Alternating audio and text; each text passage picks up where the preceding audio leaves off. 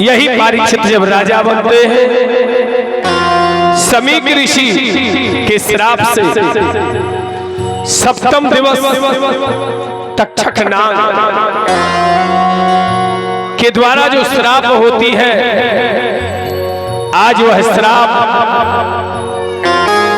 सप्तम दिवस पूर्ण होता है। तक्षक नाग ऋषि की वाणी को सिद्ध करने के लिए चल देते हैं। रास्ते में एक कश्यप ऋषि करके एक मुनि है, जिनके पास सिद्धियां हैं कि सर्प काटेगा और वो एक झाड़ा मारेंगे, सर्प का विष निर्विष हो जाएगा। कश्यप ऋषि में और नागराज तक्षक में चर्चा हुई। बोले तू काटेगा हम बचाएंगे। बोले अंदाज कर, एक हरा हरा वृक्ष है, उस वृक्ष पर जाकर के तक्षक नाग ने मुख मारा है। देखते देखते वृक्ष सूख गया। यहां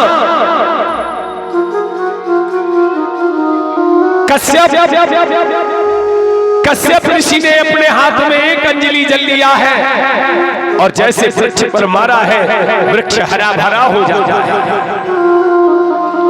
यहां तक्षक ने सोचा,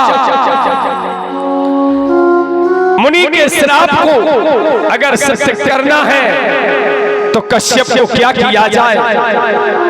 बहुत सा धन दे दिया कश्यप मुनि को, और कश्यप मुनि बहुत सा धन लेकर के वहां से चले जाते हैं। महाराज सुखदेव जी कहते हैं, परीक्षित जी उसी समय एक मालिनी फूल लेकर के कथा मंच स्थल पर आई है। उसी फूल में तक्षक विराजमान होता है, और जैसे परीक्षित महाराज के नजदीक तक्षक आता है, महाराज परीक्षित ने अपनी उस देह का परित्याग किया। पावन पुनीत अति सुंदर देह को परमात्मा पीतांबर वस्त्र धारण करके भगवान के विमान में बैठ करके परीक्षित परम धाम वैकुंठ के लिए प्रस्थान करते हैं। यहां राजा जन्मेजय को विदित हुआ, हमारे पिताजी के लिए तक्षक ने ग्रसित कर लिया है और हमारे पिताजी अब संसार को छोड़ के चल बसे हैं। ये संपूर्ण इतिहास आकर के बताया है कि कश्यप ऋषि ने बचाने की कोशिश की, परंतु तक्षक ने धन दे करके उनको उस रास्ते से हटाया है। तब उसी समय राजा जन्मेजय ने सर्प विनाशक यज्ञ किया है। उस यज्ञ के यज्ञाचार्य महाराज आस्तिक मुनि और राजा जन्मेजय यजमान बनते हैं। एक एक करके सर्पों की आहुतियां एक एक करके संपूर्ण सर्पों की जब आहुतियां यज्ञ कुंड में गिरने लगी, अंतिम समय सर्पों के राजा तक्षक इंद्र के मित्र थे। राजा जन्मेजय के भय के कारण जाकर देवराज इंद्र की सिंहासन से जाकर के तक्षक लिपट जाता है। उसी समय राजा जन्मेजय के द्वारा, आस्तिक मुनि के द्वारा पूर्णाहुति का वो मंत्र जिससे देवराज इंद्र सिंहासन के सहित जब अग्नि कुंड में गिरने लगे, तब देवराज इंद्र ने राजा जन्मेजय को समझाया,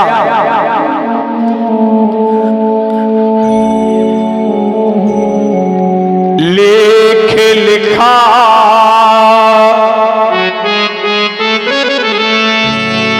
यह कट ना सके, ये ऐसा लेख तुम्हारा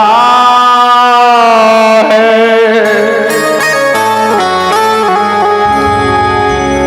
जो जैसी करनी करता है, वह वैसा ही फल पाता है। हे राजा, इंद्र ने कहा, हे राजा जन्मेजय, जो जैसे कर्म करता है उसको वैसा फल दिया जाता है।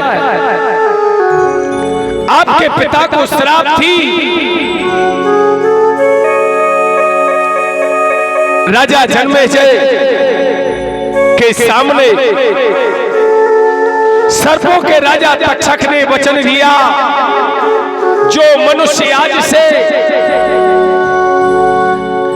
राजा जन्मेजय आदि का नाम लेगा, उसे कभी सर्प नहीं दिखाई देगा। और अगर किसी के ग्रह में प्रवेश करते हैं तो उस यज्ञ के यज्ञाचार्य महाराज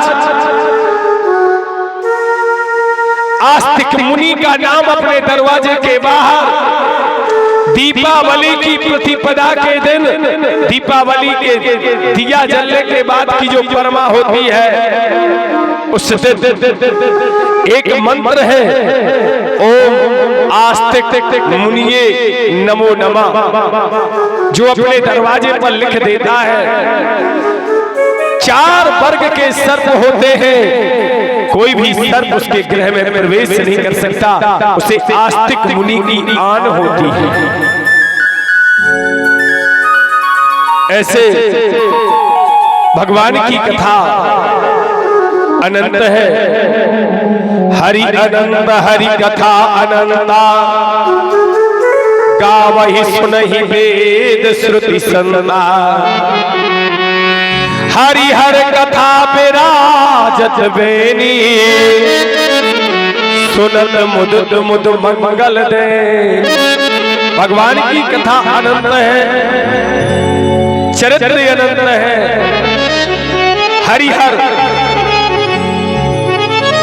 हरि की कथा और भगवान शंकर का बनना, इन दोनों का संगम, हरिहर कथा विराजत बेनी, सुनत मुदित मुद मंगल देनी। ऐसे भगवान के अनंत चरित्र, अनंत गुण और अनंत गाथाएं, अनंत इतिहास है।